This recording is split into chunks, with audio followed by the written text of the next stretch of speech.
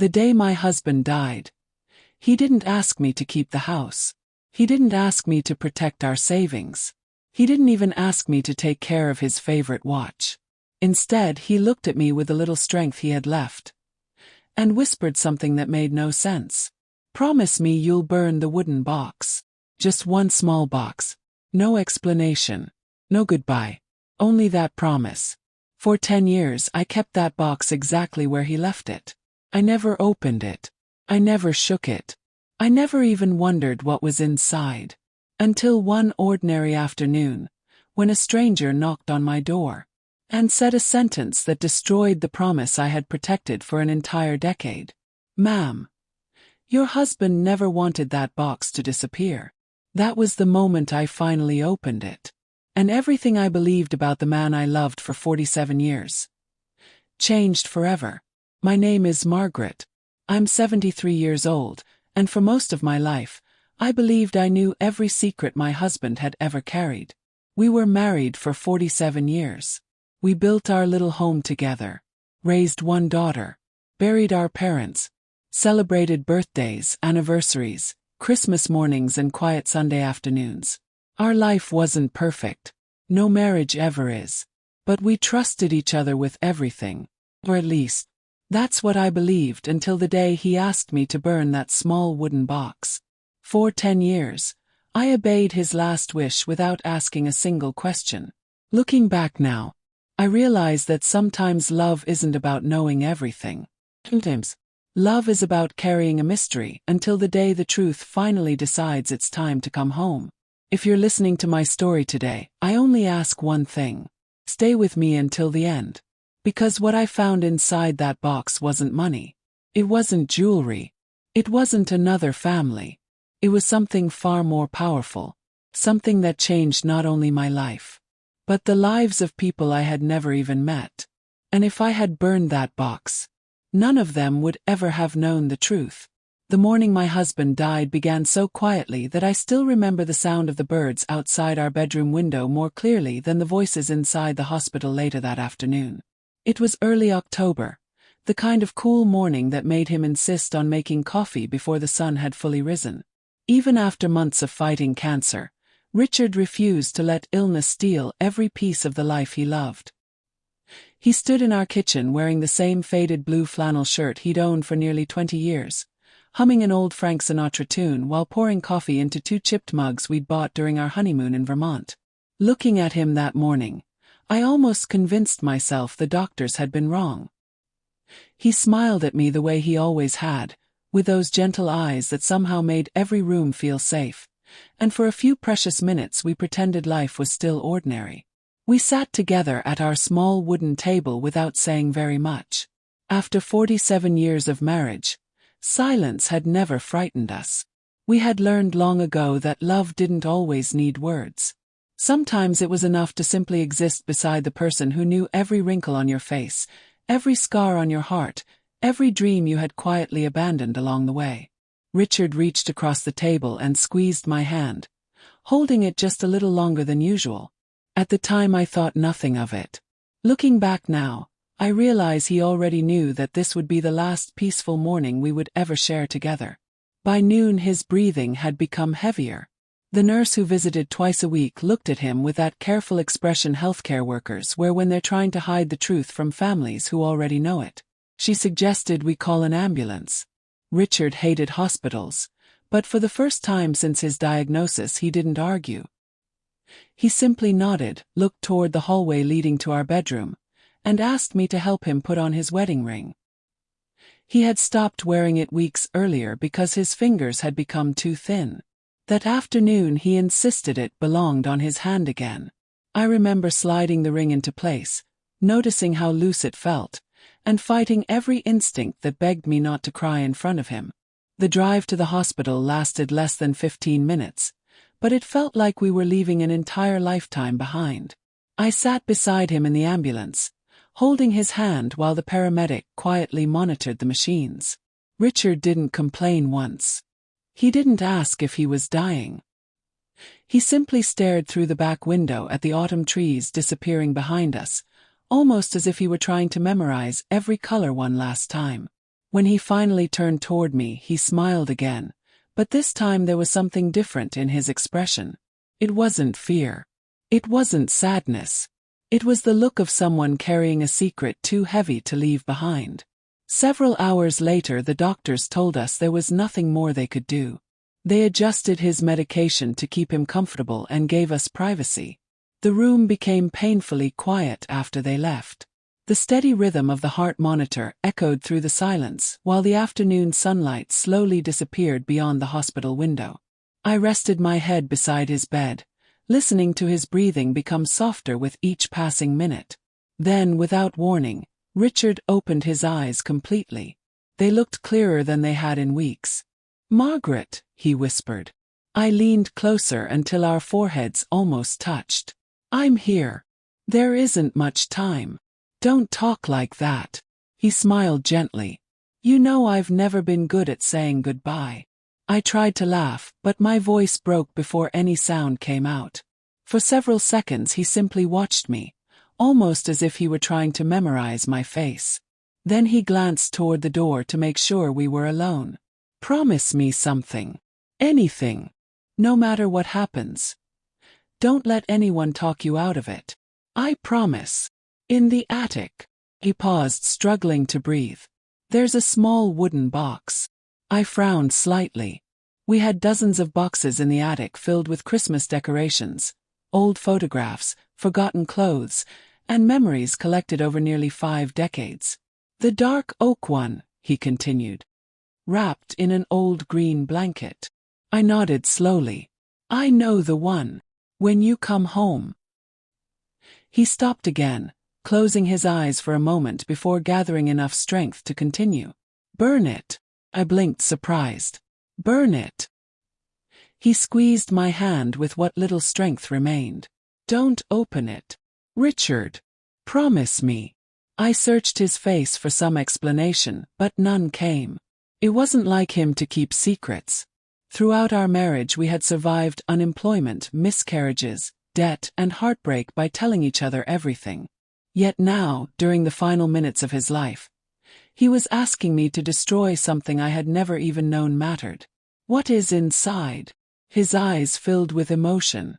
"It doesn't matter anymore." I waited. He said nothing else. Only one sentence. "Please. Just let it disappear with me." I wanted answers. I wanted to argue. I wanted to tell him that after 47 years he owed me an explanation. "Is it?" I kissed his forehead. "I promise." The moment those words left my mouth, his shoulders relaxed for the first time all day. It was as though an unbearable weight had finally been lifted. He smiled one last time, whispered, "Thank you, my love," and gently closed his eyes. Less than an hour later, Richard was gone. I believed that the hardest part of my life had begun. Had no idea. The hardest part was still waiting quietly inside our attic.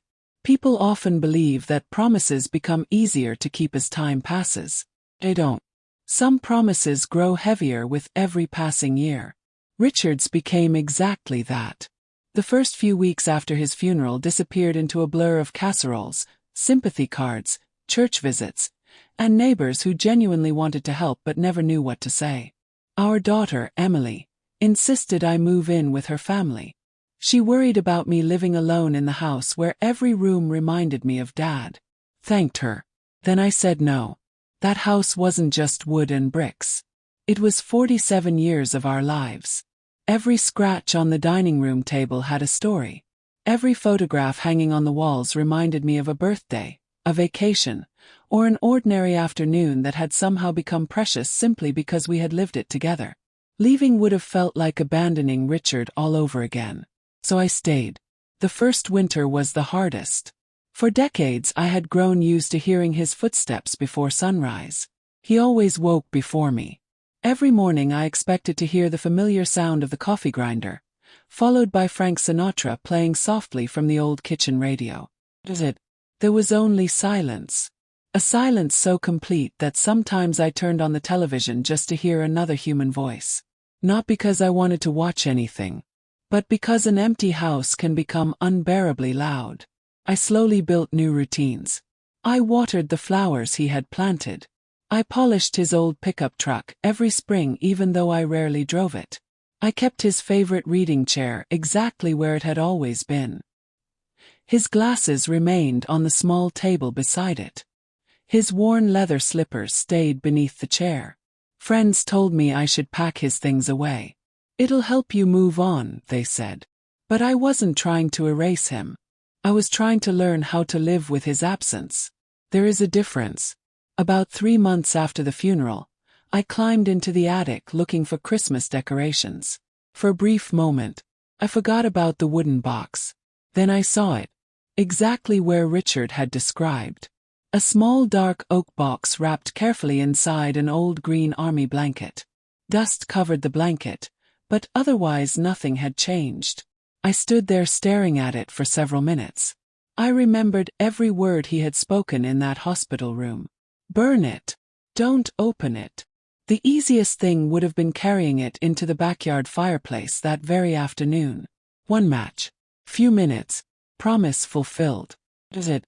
I carried the Christmas decorations downstairs and left the box untouched.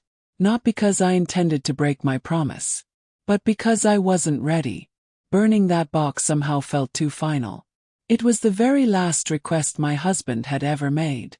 As long as the box still existed, some small part of that final conversation remained alive. Days became months. Months became years. The box stayed exactly where it was.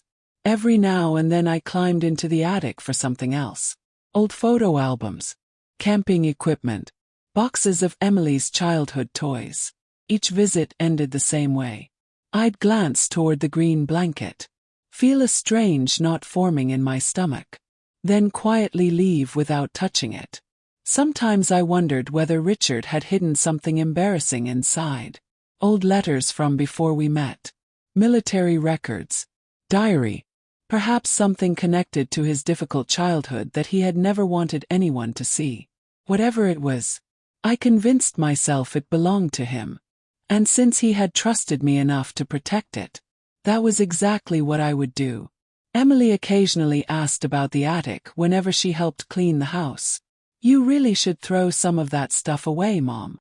"I will. You've been saying that for years." "I know," she smiled. "We're going to need an entire weekend just to sort everything." Every time she mentioned cleaning the attic, my heart skipped a beat. Not because I feared what she might find, but because I knew she would eventually discover the box. And I wasn't sure how to explain why one ordinary wooden box had remained untouched for so many years.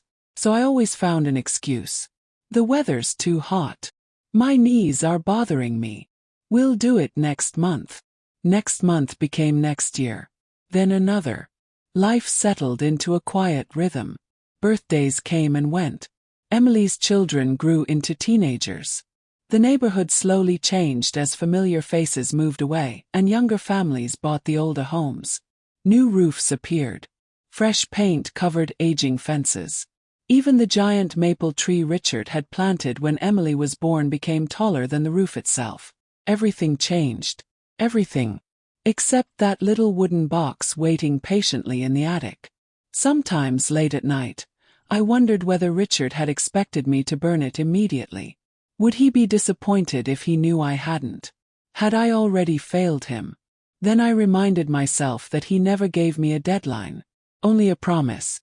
Somehow, without realizing it, that unopened box quietly became the final thread connecting me to the man I had loved for nearly half a century.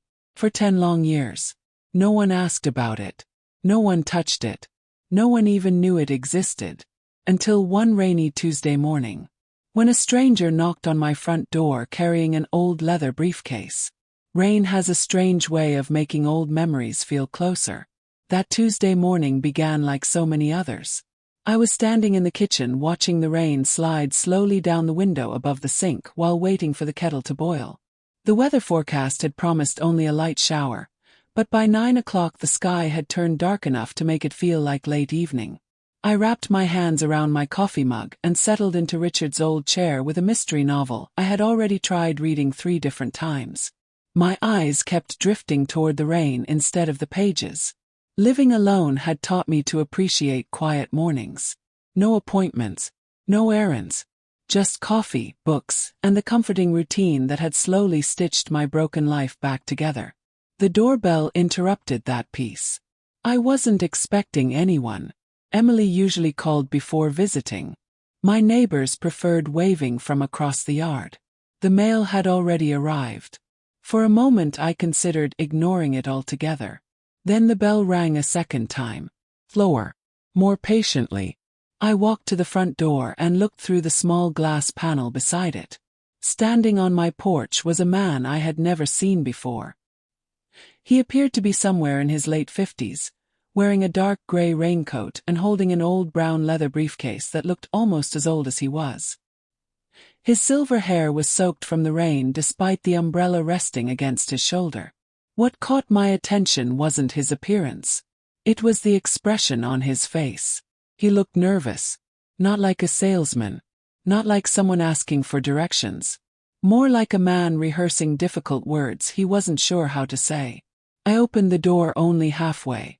"Can I help you?"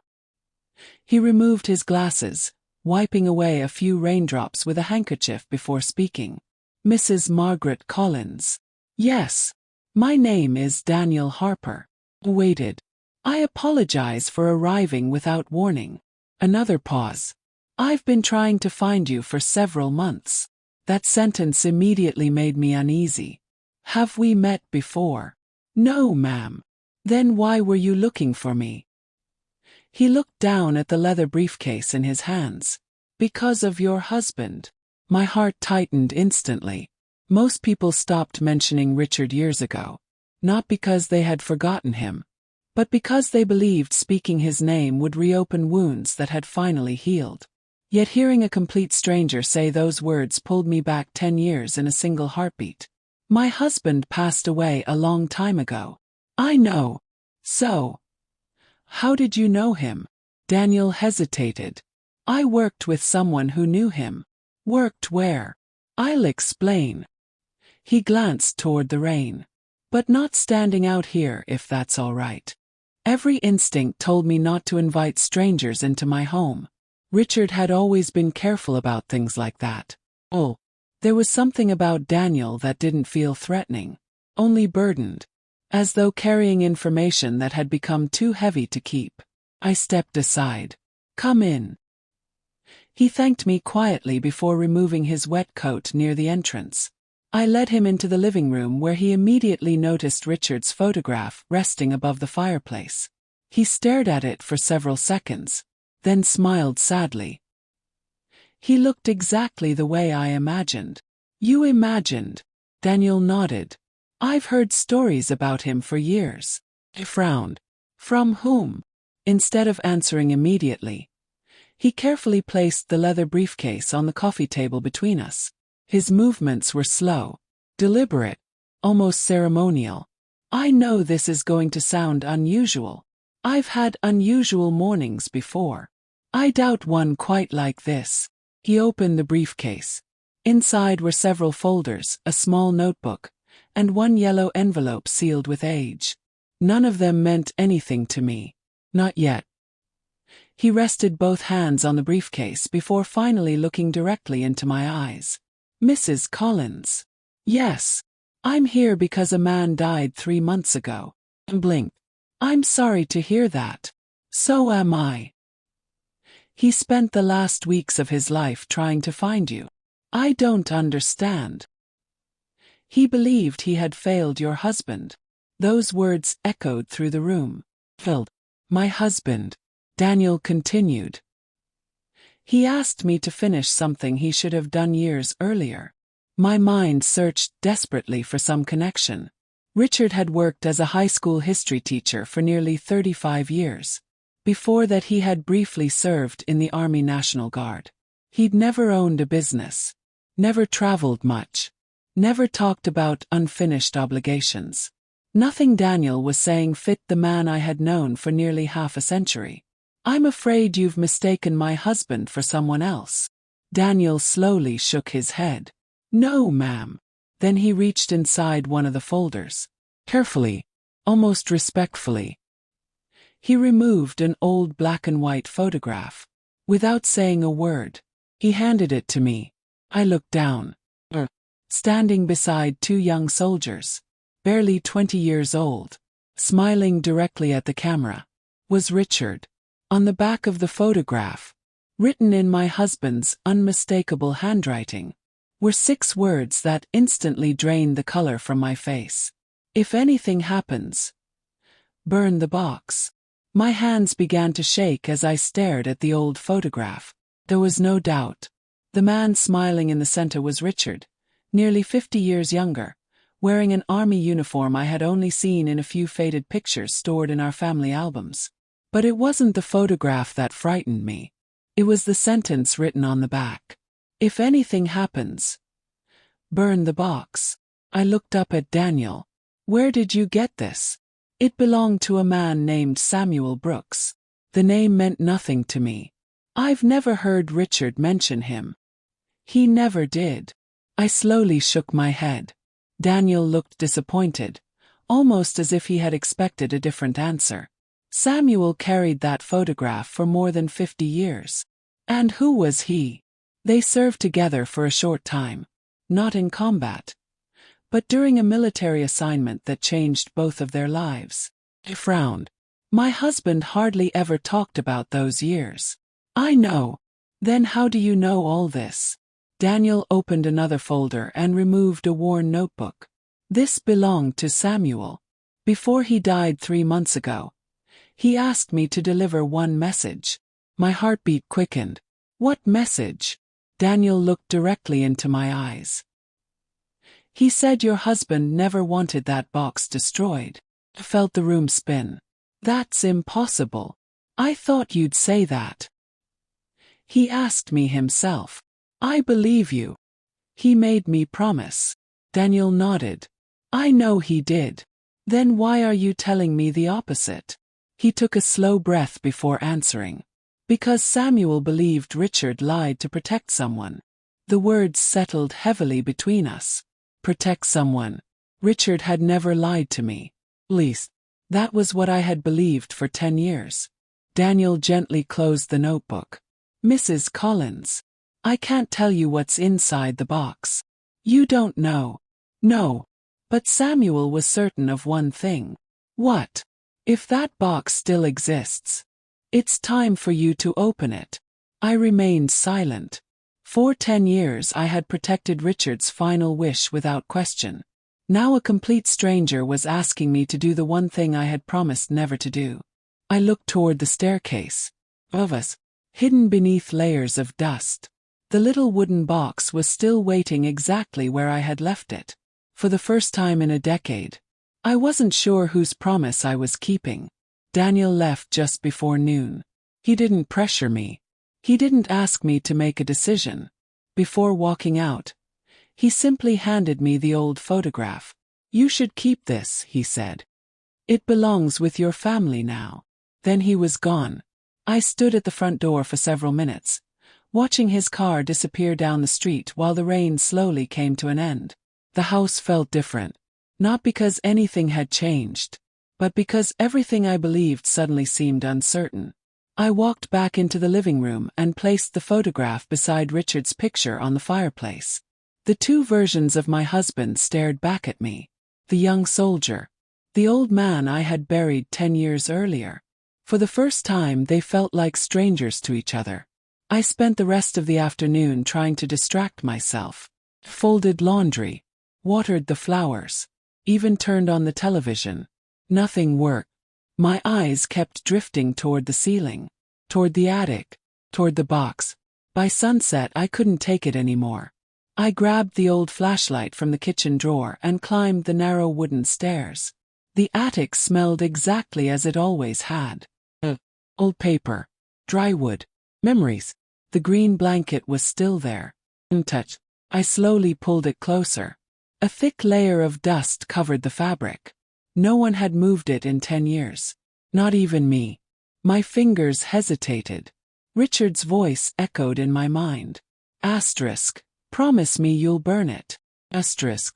Closed my eyes. I kept my promise for 10 years, I whispered. I tried. Carefully I folded the blanket back. The wooden box appeared. It was smaller than I remembered. Dark oak. Simple. No lock. No name. Just a plain wooden box. I lifted it into my lap. It was heavier than it looked. Something inside shifted softly. Paper. Maybe metal. I couldn't tell. My heart was pounding so hard I could hear it. One part of me wanted to carry it straight outside and throw it into the fireplace. The other part wanted answers. Real answers. I rested my hand on the lid. Then quickly pulled it away. No. I wasn't ready. Not yet. I carried the box downstairs instead. For the first time in 10 years. Left the attic. I placed it gently on the dining room table.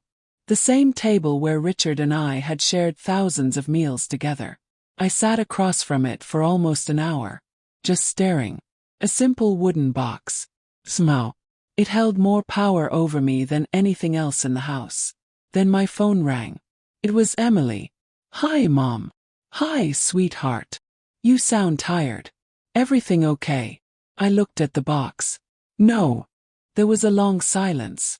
Then I quietly said something I never imagined I would. I think your father left us a secret. Emily didn't laugh.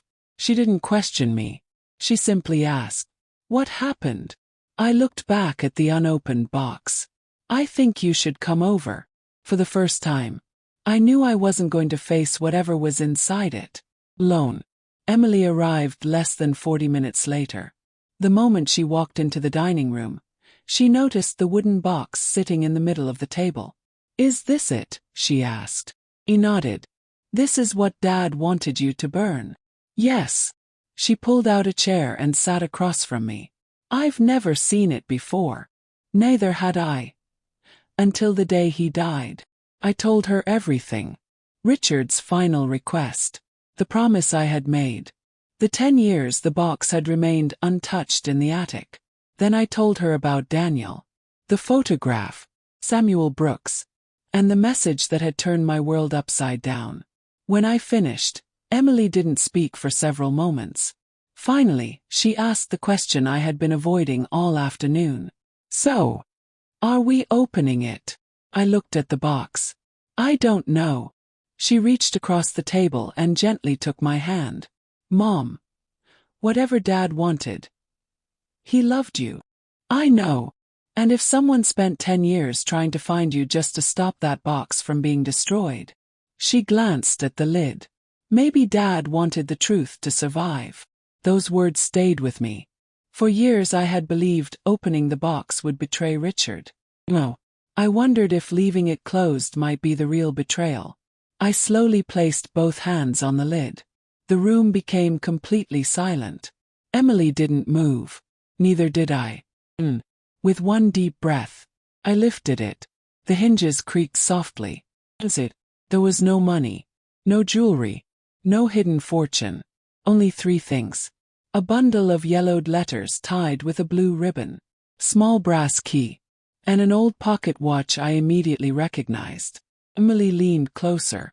"Dad's watch." He nodded. "He told us it had been stolen." Apparently, it hadn't. Beneath the watch lay a folded envelope. My name was written across the front. Not Margaret. Not my wife. Just one word. My love. I felt tears filling my eyes. His handwriting was unmistakable. Emily looked at me. "You should read it." My fingers trembled as I opened the envelope. Inside was a single handwritten page.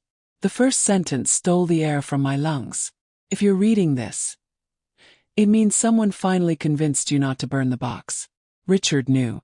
Wow. He had always known the box would one day be opened. I unfolded the letter as carefully as if it might fall apart in my hands. Richard's handwriting looked exactly the way I remembered it. Steady. Familiar. I took a deep breath and began to read. "My love. Asterisk if you're reading this. Then someone finally convinced you not to burn the box. I hoped that day would never come. But deep down I knew it probably would. Asterisk." I stopped for a moment. Emily quietly reached for my hand. Continued. Asterisk first forgive me. Asterisk. Asterisk. Not for loving you. Asterisk. Asterisk. Not for leaving you. Asterisk. Asterisk. But for keeping one secret from the only person I never wanted to hurt. Asterisk. My eyes filled with tears. Richard had never apologized for anything that wasn't important. If he had started the letter this way, whatever came next would change everything. Asterisk. Before we met, I made a promise to another man. Asterisk. Asterisk. It was the hardest promise I ever kept. Asterisk. Asterisk. The second hardest was asking you to burn this box. Asterisk. Emily looked at me. A promise. I nodded without speaking. Kept reading. Asterisk. You once asked why I never spoke about my military years. Asterisk. Asterisk. I told you they weren't important. Asterisk. Asterisk. That wasn't true. Asterisk. Asterisk. I stayed silent because those months followed me for the rest of my life. Asterisk. I swallowed hard. Richard had always avoided conversations about that time. Whenever Emily asked, he would simply smile and say, "Nothing interesting happened." Apparently, something very interesting had happened. Asterisk. The man you need to know about is Samuel Brooks. Asterisk. Emily immediately looked at me. The same Samuel? Yes. I continued reading. Asterisk. Samuel wasn't just my friend. Asterisk. Asterisk. For a long time. He was the only person in the world who knew the truth. Asterisk. The room became completely silent. If Samuel is the reason this box was opened. Asterisk. Then I suppose he finally decided the truth belongs to you. Asterisk. I looked up from the page. So he expected this. Emily nodded slowly. It sounds like they planned for this someday. I looked back at the letter. Before you read another word. Asterisk. Open the bundle of letters. Asterisk. Asterisk. Do not read them yet. Asterisk. Asterisk. Just count them. Asterisk. I carefully untied the faded blue ribbon. Inside were dozens of old envelopes. Different sizes. Different paper. Some looked more than 50 years old. Emily and I counted them together. 23. Exactly 23 letters. At the bottom of the stack was a small handwritten note. Only one sentence. Asterisk. Are they all still here? Asterisk. I answered aloud without thinking. Yes. Emily smiled nervously. He wrote that like he expected someone might remove one. So did I. I carefully placed the letters back on the table. Then I returned to Richard's letter. The next sentence made my heart race. Margaret. Everything you're about to discover began with one little girl. Asterisk. Who wasn't supposed to survive. Asterisk. I lowered the letter and looked at Emily. Neither of us spoke. For 10 years, I had believed the wooden box held a secret about Richard. Now I realized. It held the beginning of a story I had never imagined. Picked up the next page. Richard had numbered them. Page 2. Asterisk. The year was 1972. Asterisk. Asterisk. Samuel and I were helping with flood relief in a small town after days of heavy rain. Asterisk. Asterisk. Most families had already been evacuated. Asterisk. Asterisk. We thought everyone was gone. Asterisk. Asterisk. We were wrong. Asterisk. I could almost hear Richard's voice as I read. Asterisk. Near an abandoned farmhouse, we heard a child crying. Asterisk. Asterisk. Inside, hidden beneath a broken staircase, we found a little girl. Asterisk. Emily covered her mouth. Asterisk. She couldn't have been older than 6. Asterisk. Asterisk. She was cold. Asterisk. Asterisk. Hungry. Asterisk. Asterisk. Terrified. Asterisk. Asterisk. She refused to tell us her name. Asterisk. She only kept asking the same question. Asterisk. Is my mommy coming back? Asterisk. I stopped reading for a second. The room suddenly felt smaller. Richard had never mentioned rescuing a child. Not once. Continued. Asterisk. The authorities searched for her family. Asterisk. Asterisk. Days became weeks. Asterisk. Asterisk. Weeks became months. Asterisk. Asterisk. No one came. Asterisk. Emily whispered. So she was an orphan. I don't know. Kept reading. Asterisk. Samuel believed we should forget about her once the investigation ended. Asterisk. Asterisk. I couldn't. Asterisk. Asterisk. Every night I kept hearing her ask the same question. Asterisk. Asterisk. Is my mommy coming back? Asterisk. I reached for the old photograph Daniel had given me. Until now, I had only looked at the front. I carefully turned it over again. There, beneath the faded writing, was something I hadn't noticed before. A tiny photograph had been tucked inside the frame. I slid it out. It showed a little girl. Dark hair. Big frightened eyes. Wearing an oversized sweater. In the back, one word had been written in pencil. Grace. Emily leaned closer. That's her. I think so. But why keep her picture all these years? I looked back at Richard's letter. The answer came immediately. Margaret. Asterisk. Everything inside this box belongs to Grace. Asterisk. If she's still alive. Asterisk. Please make sure she finally receives it. Asterisk. Emily slowly looked around the table. The letters. Key. The watch. The photograph. None of it belonged to us. Had been waiting. For someone named Grace. Then Emily quietly asked the question that neither of us wanted to answer. Mom. What if she's still looking for the people who found her? Neither Emily nor I slept much that night. The wooden box stayed on my dining room table, exactly where we had opened it. Every time I walked past it, I felt as if Richard were quietly asking me to keep going. The next morning, Emily arrived with her laptop. If Grace is still alive, she said, we have to try. He nodded. We owe your father that. The first step seemed simple. We searched for the name Grace. Thousands of results appeared. None meant anything. Then I remembered the photograph.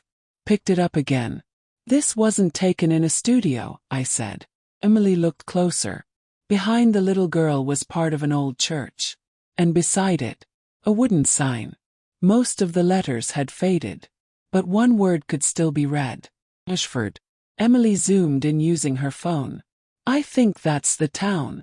Within minutes we found it. Ashford was a tiny farming community nearly 3 hours from where we lived. Its population had never been large. If Grace had stayed there, someone might remember her. Emily looked at me. We should go. I hesitated. I haven't driven that far in years. I'll drive. I looked toward Richard's photograph hanging above the fireplace. For 10 years, I had done everything I could to protect his final wish. No. The only way to honor him was to uncover the truth. I smiled for the first time since opening the box. Let's go. Before leaving, I carefully placed everything back inside the wooden box. Everything. Except the letters. Those stayed beside me on the passenger seat. Something told me we would need them. 3 hours later, we entered Ashford. It was even smaller than I expected. One main street. Diner. Gas station. Church. And several old brick buildings that looked as though time had forgotten them. Emily parked in front of the town library. If anyone knows the town's history, they'll be here, I finished.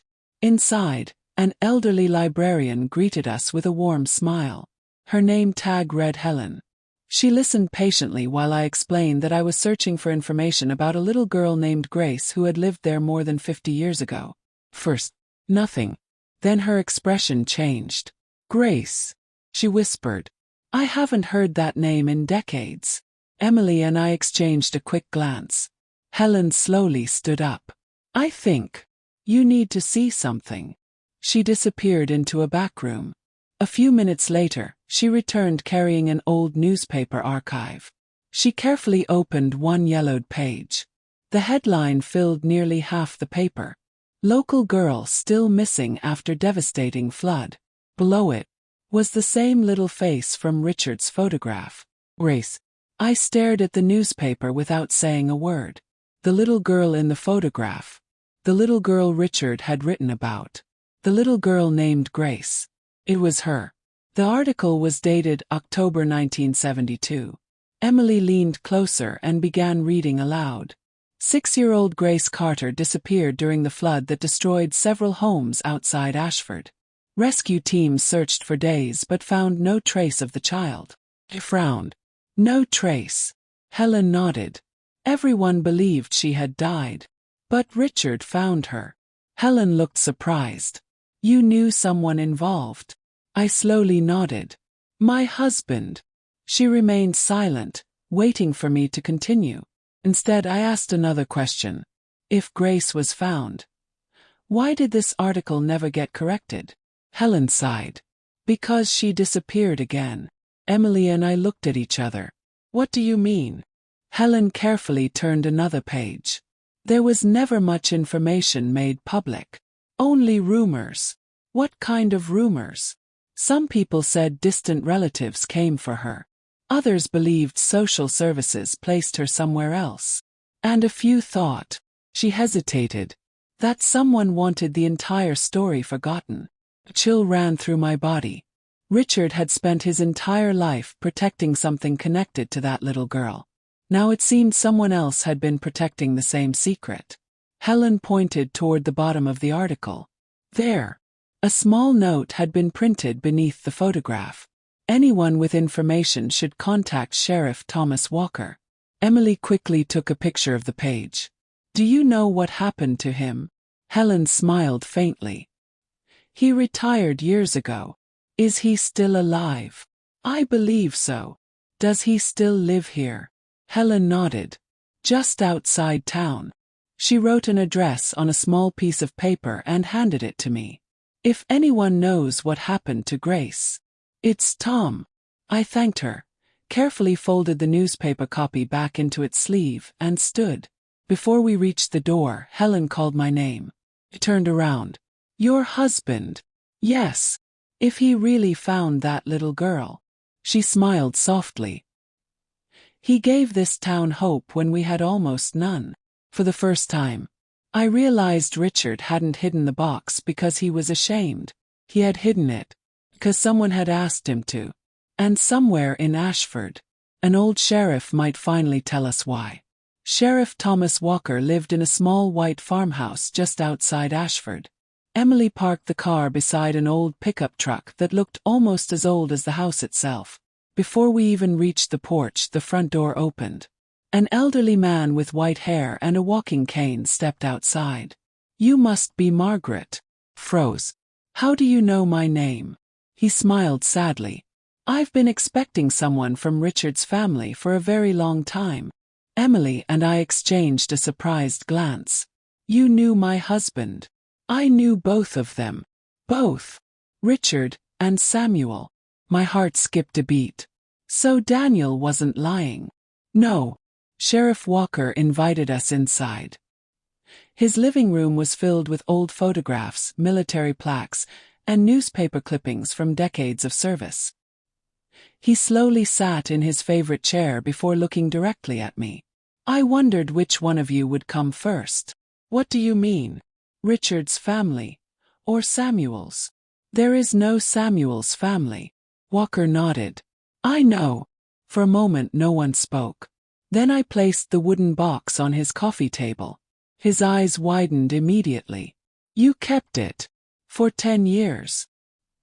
He gently rested one hand on the lid but didn't try to open it. I never thought I'd see this box again. You knew about it. I was there the day Richard sealed it. Emily leaned forward. Then please tell us the truth. Walker sighed deeply. The truth isn't about the box.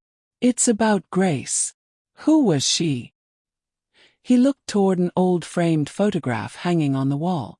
A child caught in the wrong place. At the worst possible time. Richard's letter says they found her after the flood. They did. Then why did she disappear again? Walker closed his eyes for a moment. Because someone came looking for her. Emily frowned. Her family? No. Then who? Walker slowly shook his head. People pretending to be her family. The room fell silent. They had documents. They had names. They convinced everyone. But Richard didn't believe them. I felt a chill run through my body. He knew they were lying. He was certain. What did he do? Walker smiled faintly. He broke the rules. How? He refused to tell them where Grace was. Emily looked confused. So where was she? Walker looked directly at me. For 3 weeks. Your husband hid that little girl. I couldn't believe what I had just heard. My Richard. Yes. He risked everything. But why? Walker answered without hesitation. Because Grace was terrified of those people. He leaned forward, his voice almost a whisper. The last thing she told Richard before she started crying was, "If they find me, they'll kill me." I couldn't stop thinking about Grace's last words. Asterisk, if they find me, they'll kill me. Asterisk. They echoed in my mind as Sheriff Walker quietly poured 3 cups of coffee. No one spoke for almost a minute. Finally, I broke the silence. Where did Richard hide her? Walker looked at me. In an old hunting cabin. Whose cabin? It belonged to Samuel's grandfather. Deep in the woods, nearly 15 miles from town. Emily frowned. A 6-year-old lived there. Only for a few weeks. Walker nodded.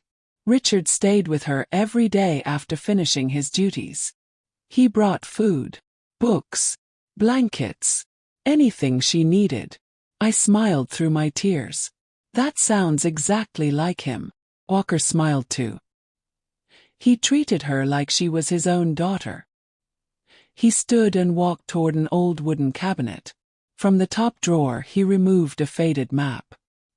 He carefully unfolded it across the table.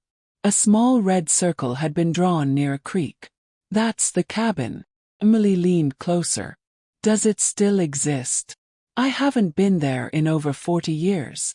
But I believe it does. I looked at the map. So what happened? Walker became serious again. 3 weeks later, a judge signed emergency custody papers. Court records. Yes. They proved the people looking for Grace weren't related to her. Felt relieved. So she was safe. For a while. Walker lowered his eyes. What does that mean? It means someone reached her before the authorities did. The room fell silent again. They took her. Walker slowly nodded. One night. The cabin was empty. No signs of a struggle. No note. Nothing. Emily whispered. She was kidnapped. Walker nodded once more. Richard blamed himself for the rest of his life. I remembered the apology at the beginning of Richard's letter. Asterisk, forgive me. Asterisk, for the first time. I understood why he had carried that guilt for 50 years. Walker looked at the wooden box. After Grace disappeared, Richard gathered everything she had left behind. The letters, the watch, the key. He sealed them inside that box, and swore he would protect them until the right person appeared. I looked at him. What does the key open? Walker stared at it for several seconds. I was hoping you would be the one to find out. Then he pointed to the red circle on the map. I think the answer is still waiting inside that cabin. The next morning, Emily and I followed Sheriff Walker's map. The road narrowed until the pavement disappeared, replaced by dirt and loose gravel. Tall pine trees lined both sides, blocking most of the sunlight. After nearly 20 minutes, the car could go no farther. We'll have to walk, Walker said. The cabin was less than half a mile away. As we followed the old trail, I couldn't stop imagining Richard making the same walk 50 years earlier, carrying food, blankets, and books for a frightened little girl who trusted him with her life. Then I saw it. Hidden among the trees stood a small wooden cabin, weathered, but still standing. It hasn't changed much, Walker whispered. The front door was hanging slightly open. Inside, dust covered almost everything. A rusted stove sat in one corner. A small wooden table remained near the window. The place looked frozen in time. Emily slowly walked through the room. It feels like someone just left. Walker nodded. Richard kept coming here for years. What for? Hoping Grace would somehow return. I felt my throat tighten. Even after losing her, he never gave up. I looked around the cabin. There wasn't much left. An old rocking chair. A bookshelf with only 2 damaged novels. A broken lantern. Nothing that explained the brass key lying inside the box. Then Emily noticed something. "Mom!" She pointed toward the fireplace. One of the floorboards beside it looked newer than the others. Walker frowned. "I don't remember that." Emily knelt and brushed away years of dust. Near the edge of the board was a tiny brass keyhole. Without saying a word, I reached into my coat pocket. I pulled out Richard's key. Fit perfectly. I looked at Emily. She nodded. "Lily." I turned the key. The key turned with a soft click. For a second, none of us moved. Emily looked at me. "Open it." I took a deep breath and lifted the wooden panel. A small compartment had been hidden beneath the floor for decades. Inside was a metal box wrapped in oilcloth. The fabric had protected it from moisture all those years. Carefully I lifted it out. It was surprisingly heavy. Walker stared at it in disbelief. "I never knew this was here." Neither did Richard's letter mention a second box. My hands trembled as I opened the metal lid. Inside were only 3 items. A leather journal, a sealed envelope, and a small silver locket. Emily picked up the locket first. On the front were 2 tiny engraved initials. "G.C. Grace Carter," she whispered. I opened the locket. Inside were 2 faded photographs.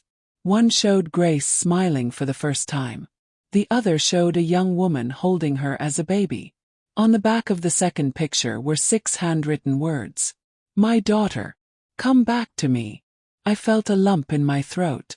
Walker slowly opened the leather journal. The first page contained only 1 sentence.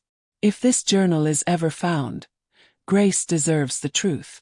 Below it, signature. Not Richard. Not Samuel. Sheriff Walker leaned closer. "I know this handwriting." "Whose is it?" Emily asked. Walker looked up, his face pale. "It belongs to Grace's mother." The room fell silent. I carefully opened the journal to the next page. The first paragraph changed everything we thought we knew. "If you are reading this, then my daughter survived. Asterisk. And the men looking for her failed. Asterisk." I turned the page with trembling hands. The handwriting was elegant but uneven, as if every sentence had been written under enormous stress. Asterisk. "My name is Eleanor Carter." Asterisk. Asterisk. "If this journal has survived, then someone finally found the place Richard promised to protect." Asterisk. I looked at Sheriff Walker. He knew about this. Walker nodded slowly. "Only that it existed. He never read it." Continued. Asterisk. "The people searching for my daughter were never family." Asterisk. Asterisk. "They wanted something my husband refused to give them." Asterisk. Emily frowned. "What were they after?" Kept reading.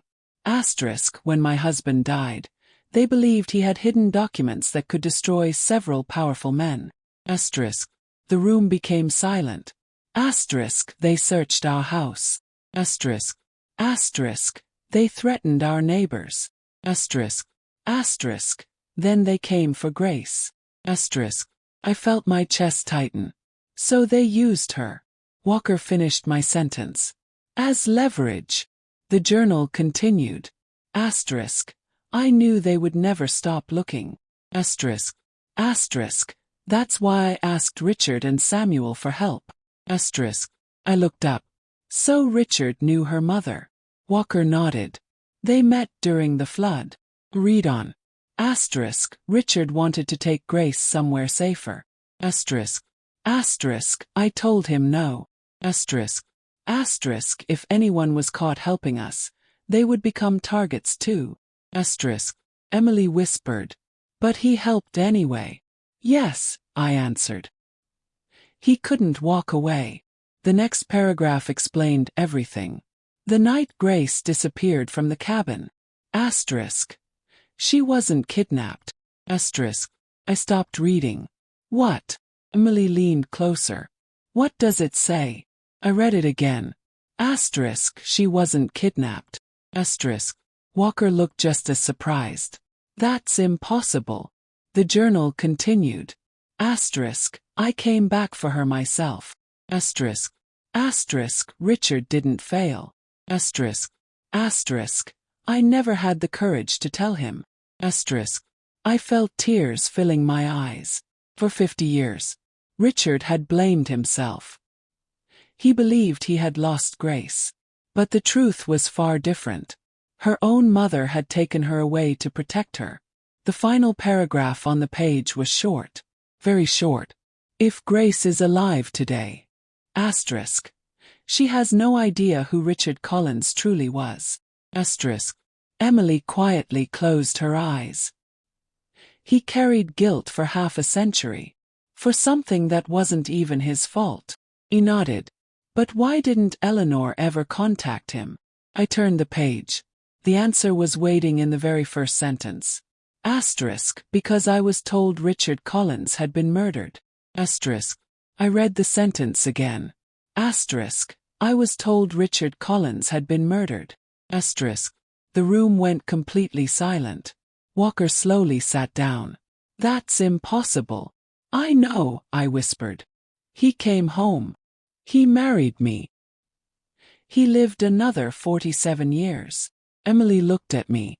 So someone lied to Eleanor. He nodded. But why? Kept reading. Asterisk. A man arrived 2 days after I left the cabin. Asterisk. Asterisk. He said Richard had been killed while protecting us. Asterisk. Asterisk. He told me Samuel had disappeared. Asterisk. Asterisk. He warned me never to return to Ashford. Asterisk. Walker rubbed his forehead. No one from this town would have said that. Then who did? I turned another page. Asterisk. He never gave me his name. Asterisk. Asterisk. But before leaving, he said something I never forgot. Asterisk. I read the next line aloud. Asterisk. The truth dies today. Asterisk. A chill ran through the room. For 50 years, Richard believed Grace had been taken. Eleanor believed Richard had been killed. Both had lived with lies. Someone had worked very hard to keep them apart. Walker stood and walked toward the window. I've been a sheriff most of my life.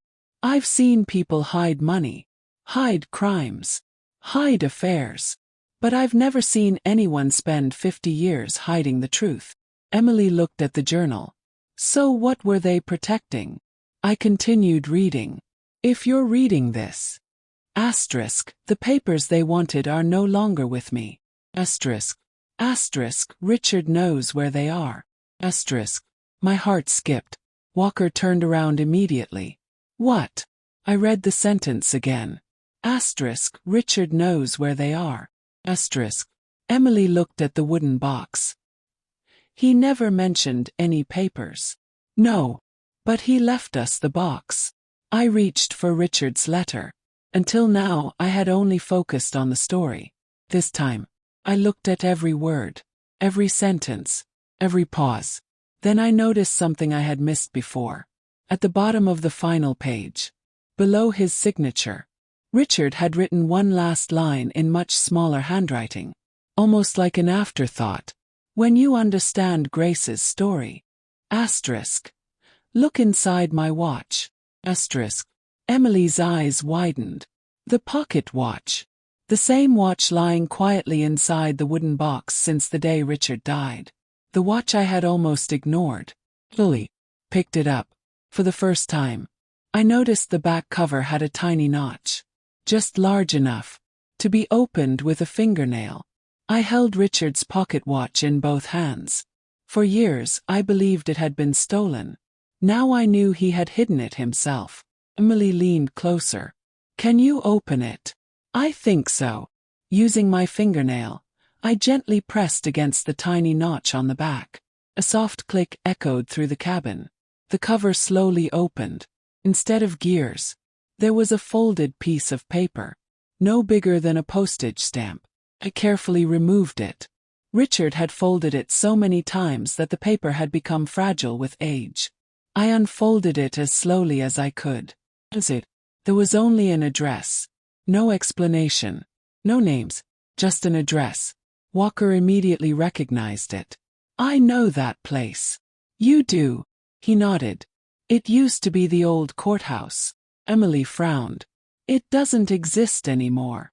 No. It burned down almost 30 years ago. My heart sank. So we're too late. Walker shook his head. Not exactly. The courthouse is gone. But the records weren't. Emily looked at him. Where are they now? The county archives. Nearly everything from the courthouse had been moved there after the fire. I folded the tiny note and slipped it back into the watch. Richard hadn't hidden money. He hadn't hidden treasure. He had hidden a destination. Place. Walker stood up. If those documents still exist, they've been waiting 50 years. Emily smiled. Then let's go find them.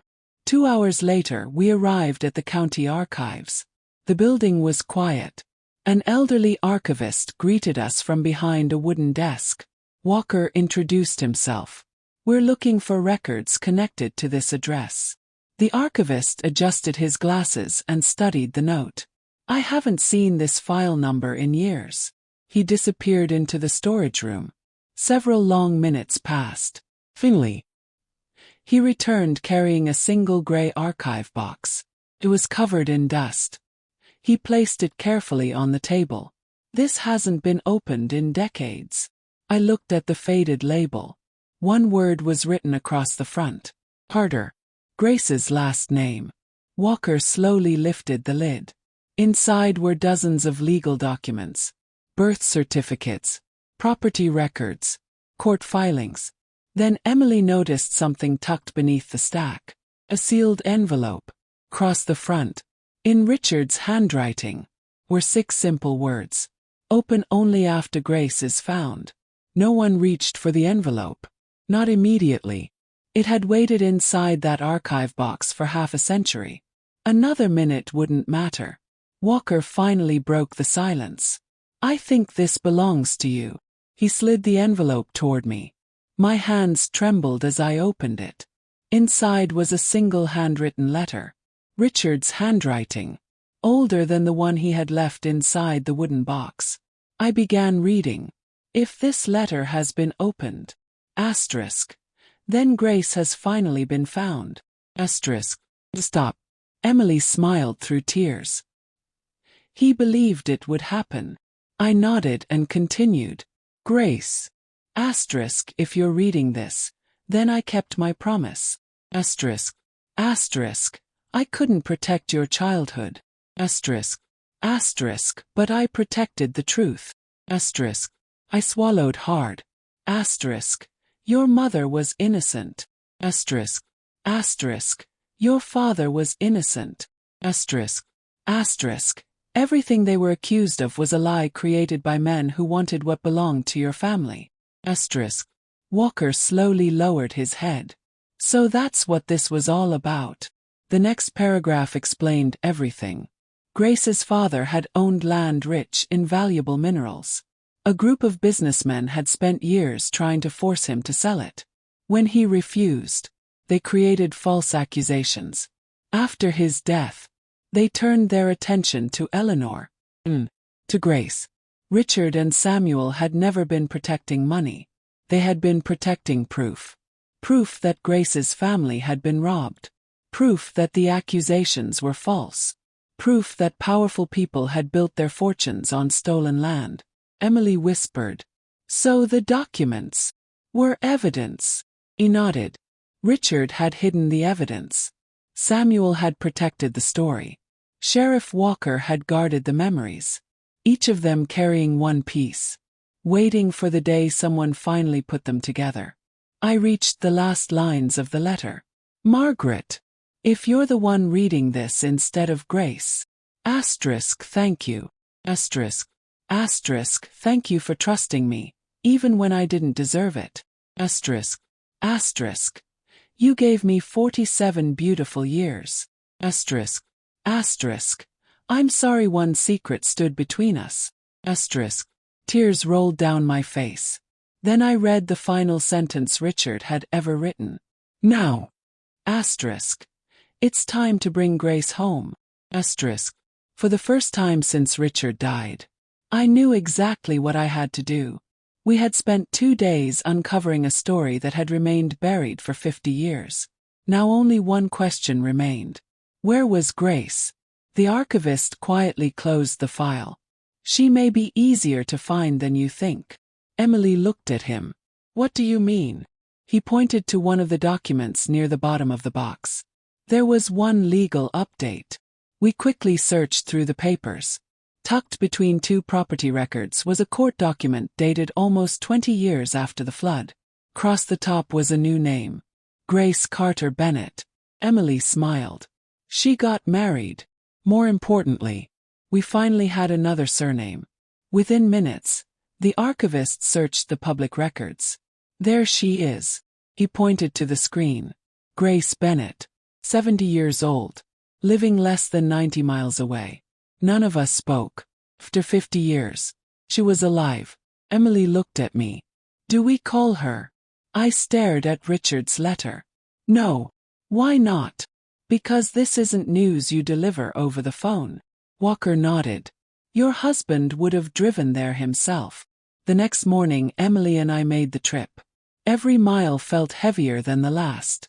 How do you tell someone that a man she barely remembered had spent half a century protecting her family? How do you explain that his final wish was never about destroying the truth, but preserving it until the right moment? The GPS led us to a quiet neighborhood lined with modest brick homes. Children rode bicycles along the sidewalk. Flowers filled nearly every front yard. Emily slowed the car. That's the house. I looked through the windshield. A woman was trimming roses near the porch. Her hair was silver. Her movements were slow but steady. She looked peaceful, ordinary, completely unaware that 2 strangers had traveled there carrying answers she had waited a lifetime to hear. I stepped out of the car. Every step toward the front gate felt impossible. She looked up and smiled politely. Can I help you? For a moment, I couldn't speak. Then I held out the old black and white photograph. The one Daniel had brought to my house. The one showing Richard beside 2 young soldiers. Tucked behind it was the tiny picture of a frightened little girl. Grace looked at it. Her smile disappeared. She reached for the photograph with trembling hands. Tears instantly filled her eyes. Almost in a whisper, she asked the question Richard had been waiting 50 years to answer. Where did you find this? Grace held the photograph against her chest. For several long seconds she couldn't speak. Neither could I. Finally she looked at me. Who are you? My name is Margaret Collins. She frowned. Collins. The name seemed familiar. Then her eyes widened. Richard. I slowly nodded. I'm his wife.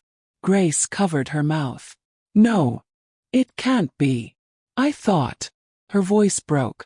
I thought he died. I felt tears in my own eyes. Someone wanted you to believe that. Grace invited us inside without another word. Her home was simple but warm. Family photographs covered the walls. There were pictures of children, grandchildren, a lifetime she had built despite everything she had endured. We sat around her kitchen table. I placed the wooden box in front of her. She stared at it in disbelief. I remember this. You do. Richard kept it beside his bed in the cabin. He never let me touch it. Smiled. He kept it for 50 years. Grace slowly reached out and rested her hand on the lid.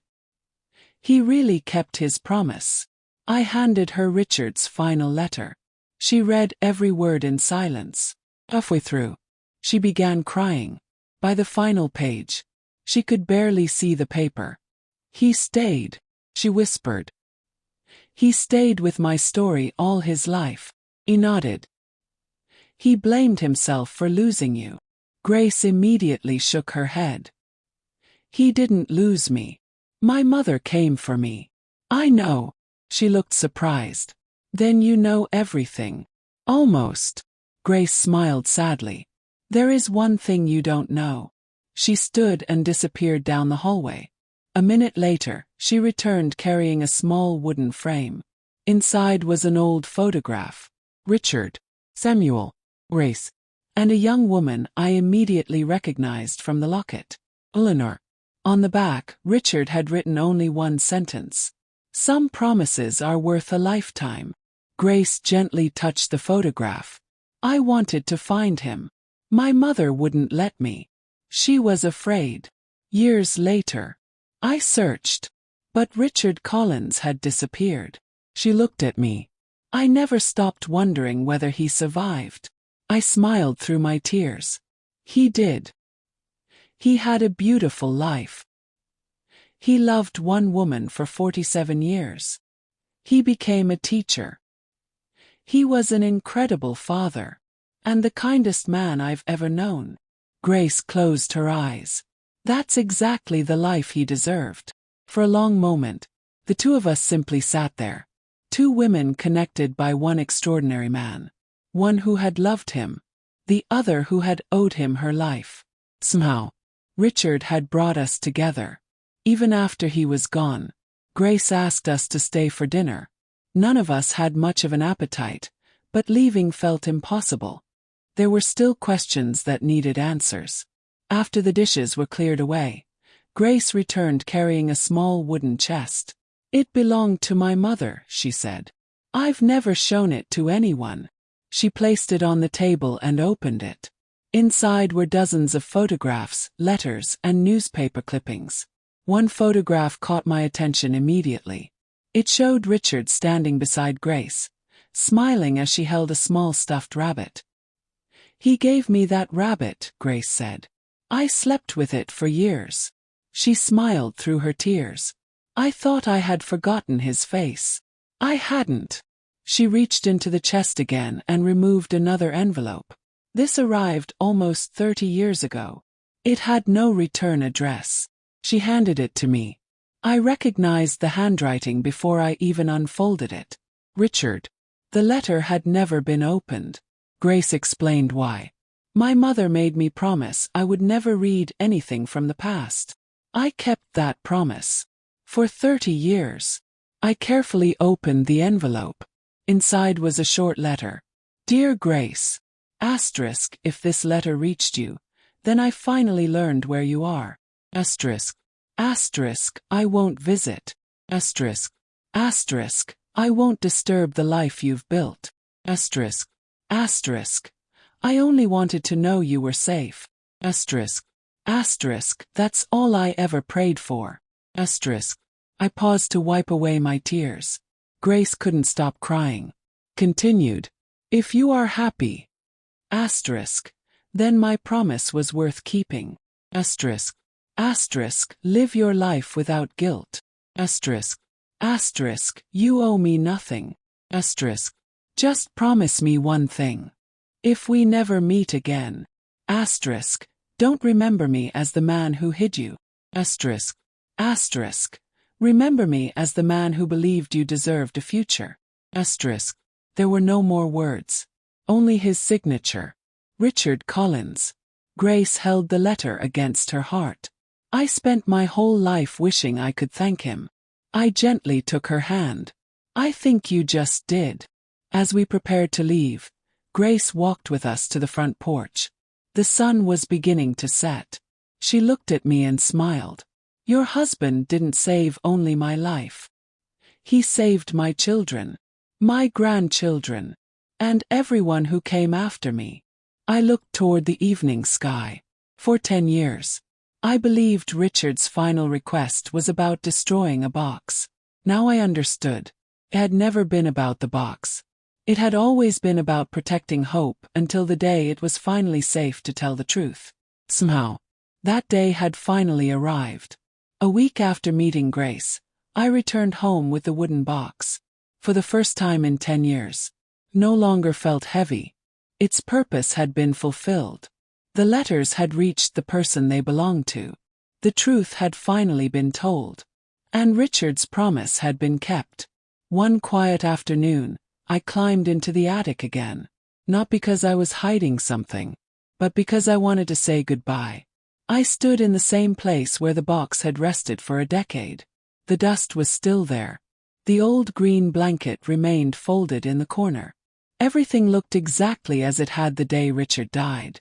Only I had changed. I realized that grief had kept me frozen for years. Not because I couldn't let Richard go, but because I was afraid that moving forward meant leaving him behind. I was wrong. Love doesn't stay inside old boxes. It doesn't live in photographs, or watches, or letters. Love continues through the lives we change. And Richard had changed more lives than he ever knew. Few days later, Grace called me. She had decided to donate every document, photograph, and journal to the local historical museum in Ashford. She wanted the true story of her parents to become part of the town's history. Not for revenge. Not for recognition. Simply so the truth would never disappear again. The museum even created a small exhibit honoring the people who protected her. There were photographs of Eleanor, Samuel, Sheriff Walker, and, of course, Richard. When I saw his picture hanging on that wall, I couldn't stop smiling. He never wanted to be a hero. He would have been embarrassed by the attention. But some people deserve to be remembered. Not because they were famous, but because they quietly chose kindness when no one was watching. Months passed. Life slowly returned to its peaceful rhythm. Then one afternoon, Grace visited my home. She walked straight to Richard's favorite chair. She rested her hand on it and smiled. "I've wanted to do this for 50 years. He thanked him. Not with flowers. Not with tears. But with gratitude. Before leaving, she handed me the little silver locket. "I want you to keep this. It belongs with your family now." I looked inside one last time. The picture of Grace as a little girl. The picture of Eleanor holding her daughter. 2 lives Richard had refused to abandon. I closed the locket and placed it beside our wedding photograph. Felt right. That evening, I sat alone on the front porch as the sun disappeared behind the trees. I thought about the promise I had made in the hospital. For years, I believed I had failed Richard by opening the box. Now I finally understood. He never asked me to destroy the truth. He only asked me to protect it. Until the right time. And when that time came, love asked me to do something even harder. To trust him one last time. Thank you for staying with me until the end of my story. If Richard's journey reminded you that even the smallest act of kindness can echo through generations, I hope you'll share this story with someone you love. And if you enjoy stories about family, courage, sacrifice, and the hidden moments that shape ordinary lives, don't forget to subscribe. You never know. The next forgotten story may change your heart just as this one changed mine.